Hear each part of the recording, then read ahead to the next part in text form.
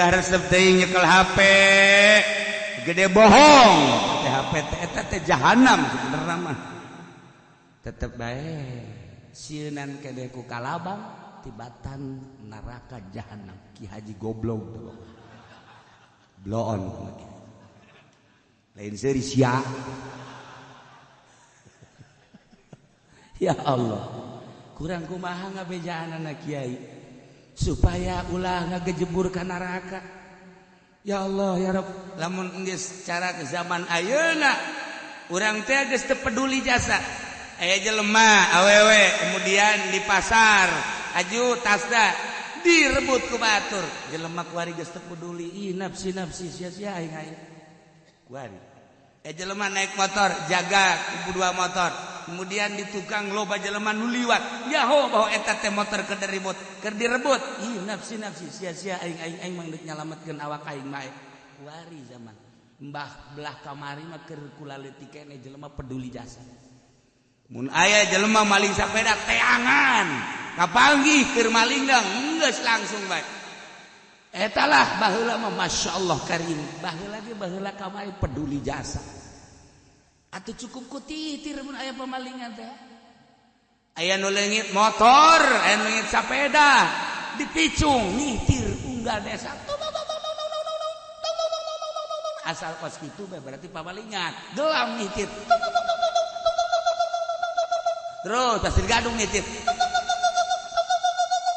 tong ngadieu sepatan ngitir cek pamalingan waduh aing geus di ka mana ye deuk lupat ka mana ya aing nah etalah pamalingan teh jadi sieun ku sebab aing ieu geus naon gitu ngaranna dilingkung ku tihtir hebatan tongtrong daripada HP kuari kurang kumaha tang teng tong jaga di sana ja lolos bae tah nu matak gunakeun deui ku adi tradisional tongtrong aya pamalingan nongtrong urang tongtrong teh ya aya sababaraha rupa lo titir ngaranna pamalingan lamun trong salat nah lamun trong ngariung berarti beda-beda eta suara tongtrong teh ih saya tuh percaya jasa kain heran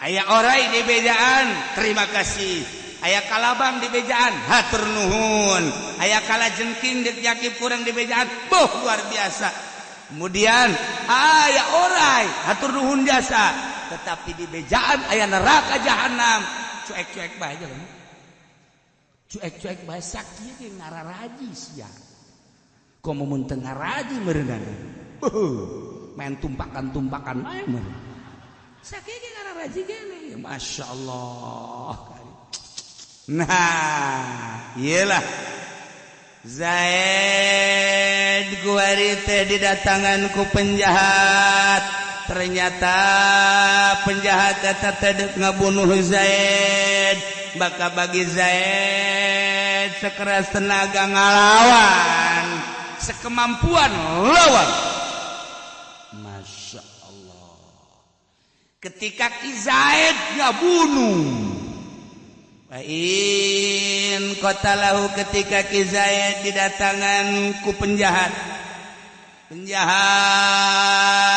terus dek ngabunuh Ki Zaid ngelawan jogol Ki Zaid jeung penjahat ternyata Ki Zaid Masya Allah lantaran pernah cicing di Bogor Batu Lumayan boga Cimande asak Cimande loba nu cicing di Bogor ge ngan dagang salak atuh teu beres ieu mah bener-bener belajar Cimande tambah deui di Jakarta besi mantep jasa jadi musuh teh sagilek ke Ki Zaid teh kabeneran Ki Zaid pernah puasa hiji wah leungeunna teh lamun ditampilikeun ceger bisa pae lantaran nyana nyoba hizibna bae baheula ka tangkal cau beres puasa 40 poe hizib ditampilikeun ka tang kacau, cek tang kacau garing. Tang kacau garing. Sebab mun nampilina geus garing tadinya.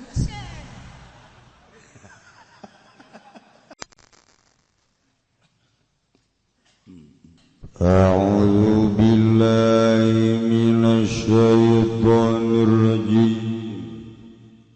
Bismillahirrahmanirrahim. Kitabus Syiyal. Tawi kilaiti kusuji kitab ala tetep ing dalem mertalakeun sial. Bangkawara naja'ala ngamuk sial. Udhamanil ulati lan nanggungi pirang-pirang pemerintah. Lahu dafu kulli sa'ili kutetep kadue wong utawi nolak saban-saban wong kang naja'ala ala nafsi ing atase awak-awakan au tarafin atawa pucuk anggahota au bidin atawa kemanfaatan parji au malin atawa harta fa in qatalahu fala dhaman magalamun matani yasiwang ru'ing masail fala dhamana maka ora ketempuhan iku maut wala yajibu daf'an malin lan ora wajib apa nolak ing saking harta wajibu lan wajib yadap ambidin saking farji wa kaza lan iku kaya ikilah yajibu nafsun utawi nolak awak-awakan kosodah kafir kang nejaha ing nafsun apa kang kafir au bahimatun atawa rajakai la muslimun fil azhari oranana la menjah ing nafsun sapa muslimun wong kang muslim fil azhari ing dalam monggo kaul Allah wadafan gairihi kahwa nafsihi lan utawi nolak saking lian wong iku kahwa kaya wadafan nafsihi saking awak wong wakila dan ucapakan apalapa diajibu qat'an wajib yadaf'u qat'an kalawan pasti qat'an kalawan pasti Kitabus Syiyali wa dhammanil wula ye hiji kitab rek nerangkeun sial di Sunda pakai kacapangan sial amat aing poe ieu dagang rugi sial amat aing poe ieu tikus ruk sial amat poe ieu aduh cinta aing dikembalikan ditolak urang. Ialah bahasa sial nu sok dipake ku urang Sunda. Melayu ge aya sial banget gua. Sial bahasa sial. Nah, horenganan dina fikih aya sial-sial teh huwa wal musawalah al istitalatu wal luthub yakni nyerang ngaluncat tujuanana ngarusak mentak aya nu ngamaknaan neja'ala atawa ngamuk maksudna deuk ngarogahala ieu diceritakeun di Masya Allah lengkap jenduk jaritakeun tentang tanggung jawab para pemerintah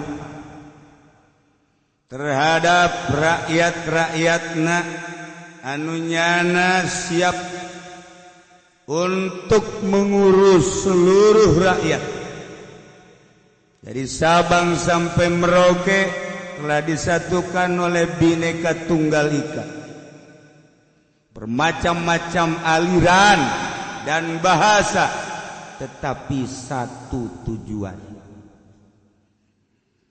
Dipimpin ku seorang RI1 presiden ngaranna saat ieu teu asing deui terkecil di dunia, ialah Presiden Jokowi. Nyana kudu bertanggung jawab sa Indonesia. Masya Allah, kumaha engke di akhirat mun teu tanggung jawab. Atuh gubernur saprovinsi, bupati sakabupaten, camat sekecamatan, lurah sekelurahan atau desa, erat sa RT. Tanggung jawab. Masya Allah.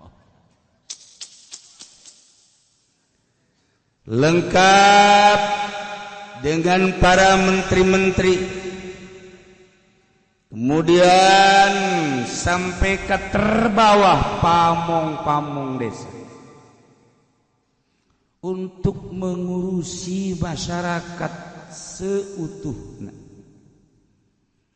Digaji presiden teh ku urang, digaji PNS ku urang. Pemerintah teh adalah hadam-hadam urang. Hadam urang, urang raja. Nyada hadam urang. Jadi lamun urang boga urusan anu ngalaksanakeunana nyana nu berkaitan jeung birokrasi. Lamun beres salamet di akhirat. Mun teu beres areng dihurungkeun, ditiupan, nyanana disate. Moal kebel sih paling 1000 tahun. 1000 tahun akhirat. Masya Allah. Iya. Dicaritakeun gerage tentang pertanggungjawaban pemerintah. Allah. Aya kekacauan di dalam negeri, aya menteri dalam negeri, aya pertahanan, ialah polisi. Kekacauan anu hubunganana luar negeri, aya menteri luar negeri, jeung aya TNI untuk mengantisipasi kerusakan-kerusakan anu timbul di luar nagreg. Tasik berarti luar negeri. Rapi sebenarnya. Ulah jaritakeun tentang negara Islam khalifah atau demokrasi. Demokrasi bae laksanakeun sanajan eta negara demokrasi lain negara Al-Qur'an, lain negara Islam, heg bae heulan ai harayang jeung daraekna. Tur aman adil asal ngalaksanakeunana secara jujur jeung adil. Karasa ku masyarakat bahwa urang teh boga camat. Karasa ku masyarakat urang boga bupati. Karasa ku masyarakat urang boga gubernur. Karasa ku masyarakat urang boga menteri jeung presiden. Lantaran naon bae kebutuhan masyarakat ku pengurusna diurus secara intensif, secara rapi, sehingga masyarakat tentrem adem ngeunah. Nailah bab sial, kitabus sial. lamun aya jelema anu ngamuk teu puguh teu karuh hendeuk ngabunuh seseorang atawa aya jelema deuk ngarusak anggota seseorang atawa aya jelema deuk numpakan cewek nu lain tumpakeunana berarti dengan haseum dengan kata sopralna adalah endek memperkaos. Siapa bisaan bae harapal bahasa kos kitu endek menggagahi.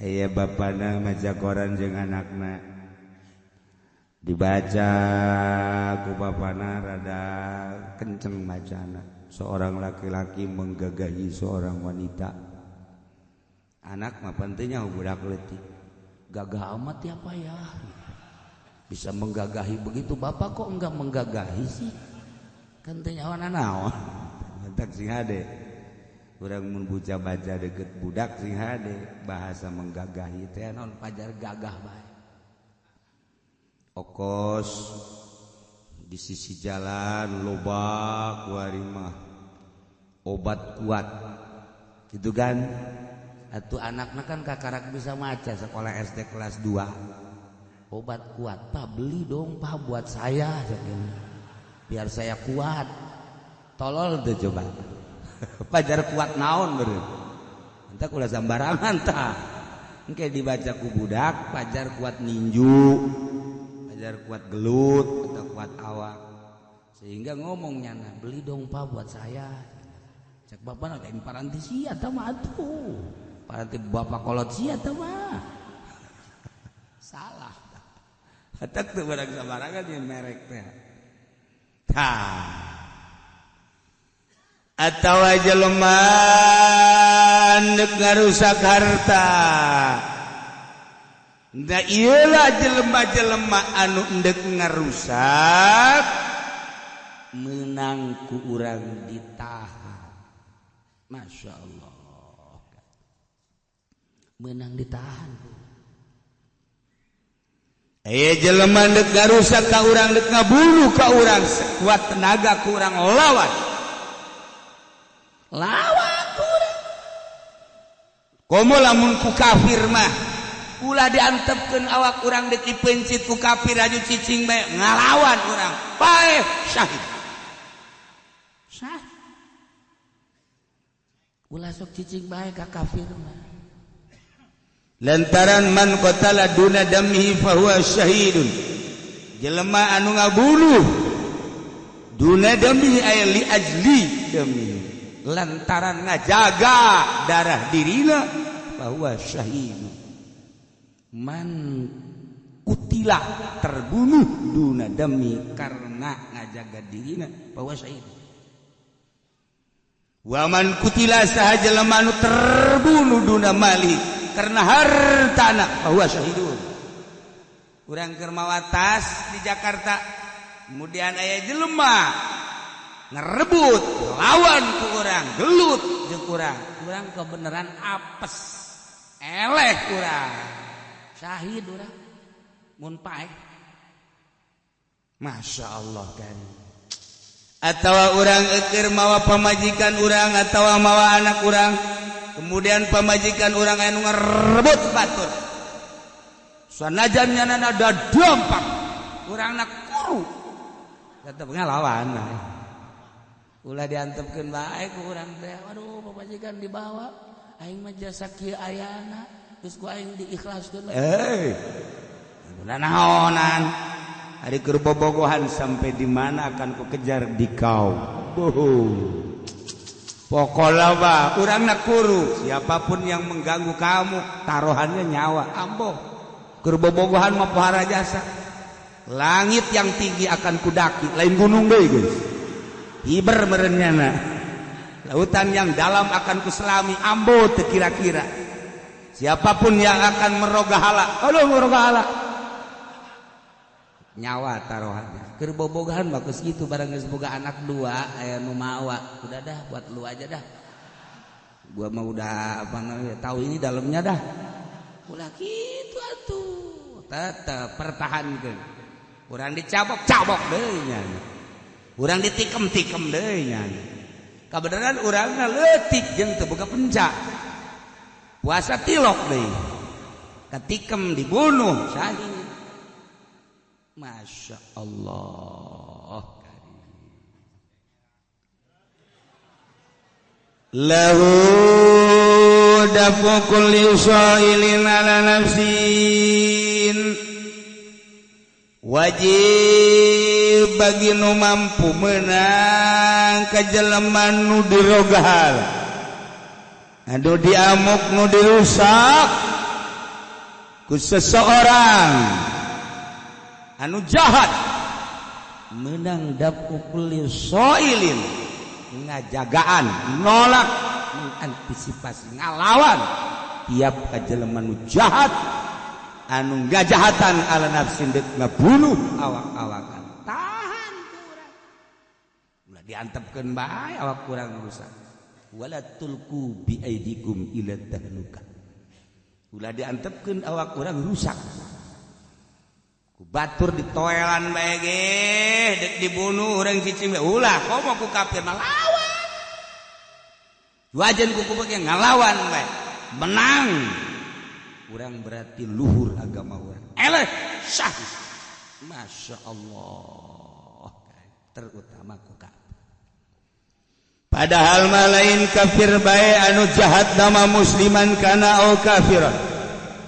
muslim atau kafir akilan au majnudan berakal atau edan kan di hukum Indonesia mah kuari di hukum Indonesia aya jelema edan ka urang ngababuk urang kudang dibabuk deui kemudian gelut urang tah nyana eleh ju dilaporkeun ku dulurna urang ngalawan nu edan kena sanksi di Indonesia sebab lain negara Al-Qur'anul Karim serba salah kan urang ngalawan nu edan teu dilawan nyana endek ngarogala ka urang dilawan urang kena sanksi ceknya nanaonan tun udah edan dilawan atuh jelema teu boga akal apa ndek kabunuh urang ketika ku urang dilawan manehanana rusak laporkeun urang kena sanksi nu edan dilawan serba salah iyalah lain hukum Allah wa man lam yakum bima anzalallah fa ulaika hubul khasirun jelema nu ngahukuman lain make hukum Allah rugina di dunia rugi di akhirat rugi ieu di Indonesia kajeun ai darah rakyat ieu keur carita hukum Allah subhanahu wa ta'ala ketika aya jelema nu jahat deuk ngaroga hala ka awak urang lawan masya Allah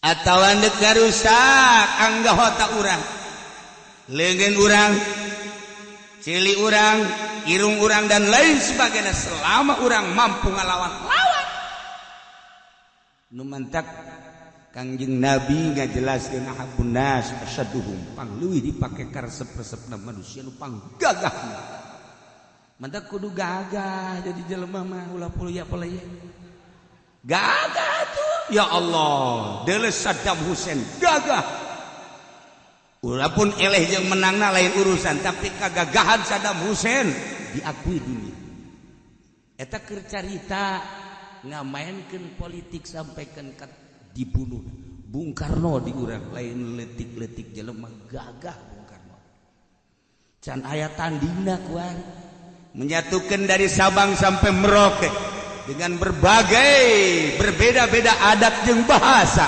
ras warna kulit tetapi ku Bung Karno bisa disatukan jelema ngahiji Masya Allah Karim kuari tinggal teruskan doang Pak Berencai kagagahan Bung Karno bisa nyatukan di Sabang sampai Merauke lain letik-letik negara berarti hebat Bung Karno dengan Pancasila jeung Bhinneka Tunggal Ika ngahiji jelema agama Islam jeung Kristen ngahiji, Katolik ngahiji, Buddha ngahiji, kahiji BKB tunduk dengan keputusan Bung Karno.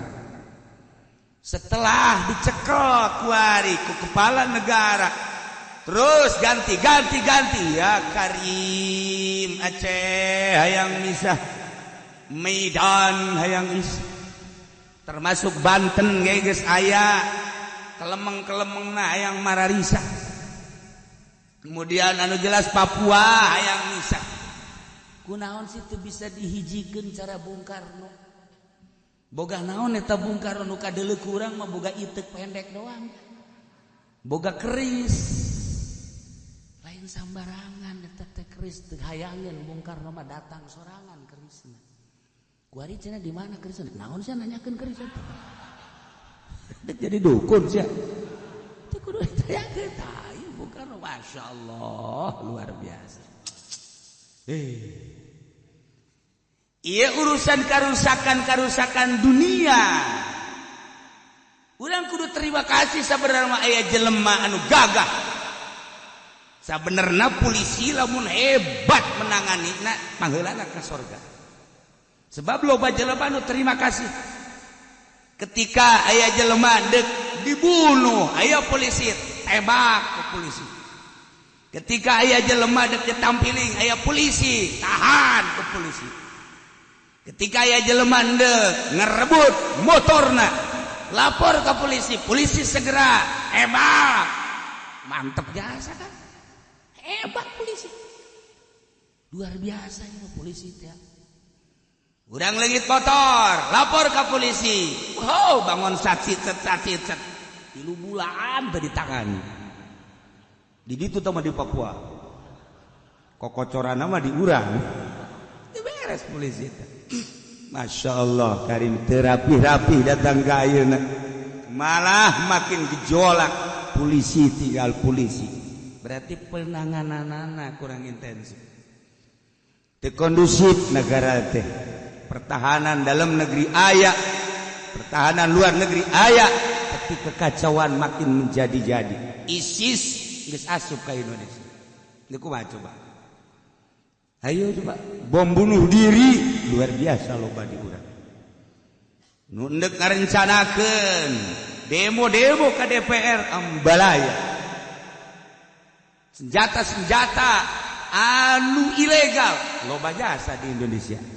Endek kumaha coba polisi tinggal polisi. Polisi tinggal polisi, tentara tinggal tentara. Lamun polisi hebat diheula ka surga. Tapi ingat ke Hasan Basori keur diuk bae aju liwat polisi cerik begitu cerik liwat ditanya mama kunaon liwat polisi cerik Masya Allah bersyukur ke Allah hadana kulat jadi polisi emang kunaon gitu di akhirat panggilan ka neraka polisi Hasan Basori ya mah hampura ka polisi urus juga nenek keluar di kepolisian ulah terus bae sih ka neraka tinggal neraka geus lah nekat habak lah coba keur cerita ahli sufi seperti itu kulantaran naon meureun tindakan polisi teh di luar aturan syariat lolobana seperti kos itu dari polisi anu jujur mah atuh wah. Nah ieu urusan-urusan kitu dunia urang sangat terima kasih contohna kieu bae baheula diturunkeun nabi setiap akhlak manusia moral manusia bejat selalu diturunkeun nabi ku Gusti Allah. Ketika Nabi diturunkan tegancang diterima ku hamba-hamba ku kaum bala dibohongkeun terus bae nya nama berdedikasi terus teu pernah mundur satu nabi turun deui 2 nabi kaumna tetep bae ngabohongkeun 3 nabi tetep ngabohongkeun Masya Allah teu eureun-eureun dibohongkeun lamun nabi sampai 10 nabi teu pernah dipercaya ku kaumna bohongkeun deui dicaci baki atuh komo urang nabi lain wali lain sapira kiai ge boga dalilna hadis dagengan innamal amalu binniyat doang parti muludan teh hiji doang hajuku manusiaku kaum teh dicemooh ulah kaget sebab baheula nabi bae ge dicemooh. Terakhir cek nabi teh teu nyararahon oreng kaumnya. Masya Allah. Hei dulur, ieu kula sebagai nabi diturunkeun ku Gusti Allah tita dakwah ngajakan ka Gusti Allah bertauhid ka Gusti Allah. Sebab Allah teh nu ngadamel langit jeung bumi. Naha atuh make ditolak. Teu hayang kami mah neuk nyekel agama karuhun kami bae. Duh. Cek nabi kuari ku kula deuk dicontohan. Naon? Lamun maneh keur cicing keur diuk di tukang aya orai kula nyaho orai tersebut teh endek ngagegel anjeun haju ku kula di bejaan hei hudang sia aya orai gegeran hudang maneh ka kaula teh terima kasih apa nyarekan kudu terima kasih segala teh. Sebab lamun eueuh ente mah tuh kula beureun digagel ore pae. Bagus. Mun maneh keur diuk atawa babarengan jeung babaturan 10 20 jo aya maung datang ka dinya. Kula nyaho maung teh deuk nerekam aranjeun ku kula di bejaan. Hei saudara-saudara, segera lari lantaran aya maung. Maneh bakal lompat atuh kula. Haju sanggeus lompat maneh salamat teh deuk terima kasih ka kula. Terima kasih. Sebab naon? Atuh sieun rusak awak kaula besi pae. Nah, ku kula di bejaan maneh teh supaya mangeranan ka Allah sebab lamun teu mangeranan ka Allah aya seuneu. Kumaha tah lamun kos kitu? Lah bohong tah mah. Tuh. Jadi ngan sakadar urusanna dunia bae. Ketika kiai kuari ngabejaan, hei, aya orai, lompat nyana. Hei, ulah kenceng teuing, ngegejebur sia. Ieu jalan teh jalan buntu. Alhamdulillah segala rupa ge. Ketika aya seuneu kawuruan, sia lompat. Kabeh alhamdulillah lantaran hayang salamet. Tapi ketika dibejaan, hei, maje, ulah ngridit eta jahanam. Nyulucus bae. Sia nyaho nyulucus. Nyulucus, bari gaya ki hajina, eta nyulucus. Hookan keneh ka awak digegel orai di dunia dibandingkeun jeung digejeburkeun ka neraka jahanam. Pikir ku otak. Ulah-ulah orai aya bayongbong bae bayongbong. Bayongbong teh bahasa urang. Mun bahasa belah ditu mah ngaranna kalabang. Kalabang bayongbong. Urang keur diuk, atawa Zaid keur diuk. Ded, udah enak kalabang. Dede aing bejaan. Kalabang main uliti. Masyaallah, gegeraan bae nyokot di Samsu Tajang sia. Amun terima kasih aing sia. Beuh aing mah. Lamun eueuh sia atuh geus aing mah wani aing di Samsu Tajang sia. Kadieu anu 9 ieu mah hiji bae. Sia lah jawa nipu ka aing. Loba-loba eta. Aing terima kasih kan satu hiji. Lamun digegel kalabang maka dokter sabaraha juta. Tapi cukup usaham supaya masalah lah aing mah karena Allah aing mah geus. Di bejaan kalabang alhamdulillah. Tapi ngaji sing hade ulah resep teuing nyekel HP. Gede bohong. Teh HP teh eta teh jahanam sebenarnya mah. Tetep bae sieunan kede ku kalabang tibatan neraka jahanam. Ki Haji goblok tuh. Bloon lagi. Lain seri sia. Ya Allah. Kurang kumaha ngabejaan anak kiai supaya ulah ngagejebur ka neraka. Ya Allah ya Rabb, lamun geus cara ke zaman ayeuna urang teh geus teu peduli jasa. Aya jelema awewe kemudian di pasar aju tasda direbut ku batur. Jelema kuari geus teu peduli, ih nafsi sia-sia aing.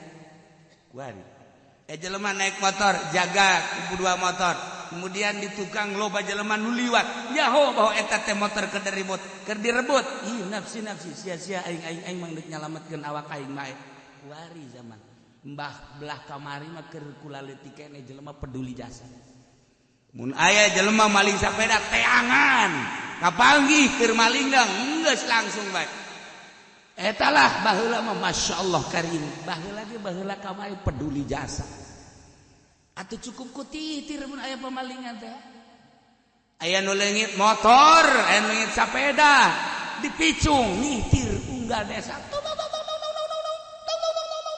asal kos kitu berarti pamalingan gelam ngitir terus hasil gadung ngitir tong ngadieu sepatan ngitir cak pamalingan waduh aing geus di ka mana ye deuk lupat ka mana ya aing nah eta lah pamalingan teh jadi sieun ku sebab aing ieu geus naon gitu ngaranna dilingkung ku tihtir hebatan tongtrong daripada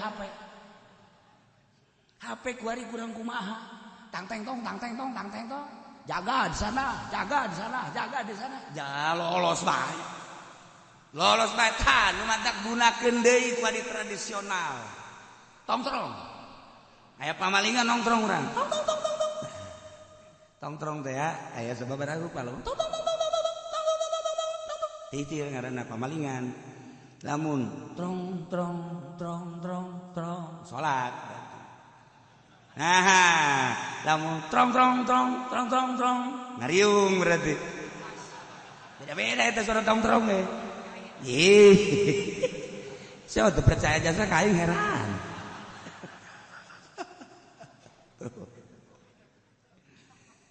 aya orai di bejaan terima kasih aya kalabang di bejaan hatur nuhun aya kalajengking di yakib kurang di bejaan luar biasa kemudian aya orai hatur nuhun jasa tetapi di bejaan aya neraka jahanam cuek-cuek bae aja kan cuek-cuek bae sakieu ge ngararaji sia komo mun teu ngaraji meureunana main tumpakan-tumpakan bae meureun sakieu ge ngararaji gene masyaallah nah iyalah Zaid guari teh didatangan ku penjahat ternyata penjahat eta teh deuk ngabunuh Zaid maka bagi Zaid sekeras tenaga ngalawan sekemampuan lawan Masya Allah ketika Ki Zaid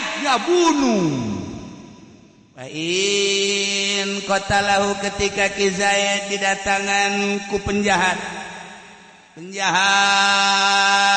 terus dek ngabunuh Ki Zaid ngelawan jogol Ki Zaid jeung penjahat ternyata Ki Zaid Masya Allah lantaran pernah cicing di Bogor Batu Lumayan boga Cimande asak Cimande loba nu cicing di Bogor ge ngan dagang salak atuh teu beres ieu mah bener-bener belajar Cimande tambah deui di Jakarta besi mantep jasa jadi musuh teh sagilek ke Ki Zaid teh kabeneran Ki Zaid pernah puasa hizib wah leungeunna teh lamun ditampilikeun ceger bisa pae lantaran nyana nyoba hizibna bae baheula ka tangkal cau beres puasa 40 poe hizib ditampilikeun ka tangkal cau cek tangkal cau garing sebab mun nampilina geus garing tadinya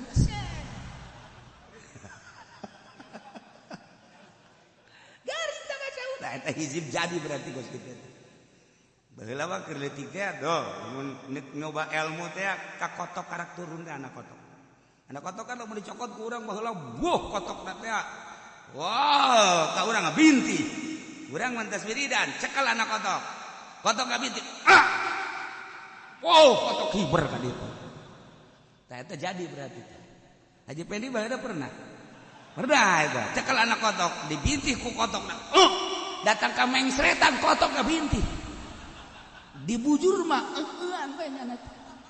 berarti terjadi ya di tempat pasti ente kudu ngaeng asal geus kotok kabur geus sieun kotok tah eta teh ngaranna jadi kos itu nyekel tangkal jauh garing tangkal jauh. Nah Ki Zaid pernah nguasa hizib di cenah kieu hizib da ulah harus wae nyaos ya ente cenah kula ieu deuk puasa bae alah ulah jang naon tuh sia demo cenah kula ka Jakarta ngademo naon Ahok jages turun kuarina tampilin ku Ki Zaid penjahat jeder kliang kliang kliang kliang kliang kliang kliang kliang kliang cekal ku Ki Zaid geus udah pasang cepai mah budak kumaha tah anu tadina ngabunuh teh kena sanksi kisos buluh deui tetapi kulantarannya dek ngaroga hala penjahat dek kabuluh bebeneran dek kabunuh na pestol geus diagagkeun atau belati geus diagagkeun nyaan nya mah dek kabunuh teh nah dilawan ku Ki Zaid sebab Ki Zaid mah kahebatanna lain lalaga dia tembak ku penjahat tembak saha nu nimpuk ceuk gini atul amat jago da Ki Zaid sia cak penjahat teh pugu pestol tembak dia sekali geus tak cekel lalagaan budak ieu naonan cekel hebat Ki Zaid eta ya Allah barang nyeuleuk teh sia horegana tembakeun ka dadana cekel naon ieu pitek teh naon cekel berarti sia kaburu aing beneran ieu mah ieu langsung bae cekel hai kumaha tah fa in qatalahu lamun Ki Zaid ngabunuh ke penjahat anu tadina penjahat teu kabunuh jana fala dhamana tidak kena sanksi sama sekali aman lamun cak agama aman di dunia di akhirat pun aman Masya Allah karim sampai ka dieu agama Islam untuk supaya rarapi tatanan kahirupan bertetangga bermasyarakat bernegara sehingga negara memberikan keleluasaan ketika disidangkeun seperti eta kaayaan aman masalah ya Allah ya Rabb ulah ning deui kakarak awak puguh kakarak leungeun geus dipiteskeun ge lawan ku urang atawa neuk ngaroga hala kaparji urang termasuk zakar dubur lawan ku urang atawa harta urang dek disabet kunyana dek dipaling kunyana digarong kunya lawan urang menang ngalawana sehingga bae nyana fala doma teu aya katempuhan para jamaah kaum muslimin wal muslimat rahimakumullah dina pangawasan ieu kaleresan aya tamu